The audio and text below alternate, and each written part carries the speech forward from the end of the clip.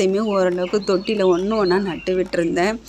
இந்த கத்திரிக்காய் கன்று தான் போல் பூச்சி வச்சிக்கிட்டே இருந்தது. நான் எவ்வளோ ஸ்ப்ரே பண்ணாலும், நான் மற்ற செடிக்கெலாம் ஸ்ப்ரே பண்ணேன்னா எனக்கு உடனே பூச்சி போயிடும். ஆனால் இந்த செடிக்கு பூச்சியே போக மாட்டேன்ட்டுது. இப்போ சாம்பல் போட்டு விட்டுருக்குறேன். அது பக்கத்தில் ஒரு மிளகாய் கன்று வச்சுருக்கிறேன். இது வந்து பார்த்திங்கன்னா ஜாதி மல்லி. இந்த ஜாதி மல்லி மட்டும் இந்த மாதிரி மேலே நிறைய பெரிய செடியாக வளர்ந்து வளர்ந்து தான் பூ வைக்கும். ஆனால் என்கிட்ட இந்த பூ மட்டும்தான் இல்லாமல் இருந்தது. சரி, ஓரளவுக்கு எல்லா பூச்செடியுமே வச்சுருக்கிறேன்.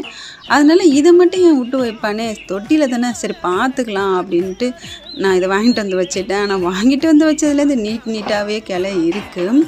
அது பக்கத்தில் ஒரு எலுமிச்சங்கன்று இருக்குது. இதுக்கப்புறம் இதெல்லாம் சின்ன சின்ன தொட்டி. இந்த அன்னக்கூடை எதுக்குன்னு பார்த்தீங்கன்னா, ஏதாவது துளிர் வர வைக்கணும், செடியை வந்து பதியம் போடணும் அப்படின்னா அந்த அன்னக்கூடையில் நட்டு விட்டுருவேன். அது பதியம் வர வரைக்கும், வேர் பிடிச்சி வளர்கிற வரைக்கும் நான் அதில் வச்சுருப்பேன். இது வெத்தலை கன்று. ரொம்ப ரொம்ப சின்ன குட்டி செடியாக ஒரு கோயிலுக்கு போனப்போ எடுத்துகிட்டு வந்து வச்சேன். நிஜமாகவே அது இன்றைக்கி இவ்வளோ இலை விட்டு ரொம்ப சூப்பராக வளர்ந்துருச்சு. அதுக்கு பின்னாடி இருக்குது பாருங்கள், அது வந்து திப்பிலி செடி. இதுவுமே என் ஃப்ரெண்டு தான் கொடுத்தாங்க. திப்பிலிலாம் வருமா அப்படின்ட்டு யோசித்தேன். நிழலில் வைக்கணும்னு சொல்லியிருந்தாங்க. நான் ரொம்பவே நிழலில் வச்சுருந்தேன்.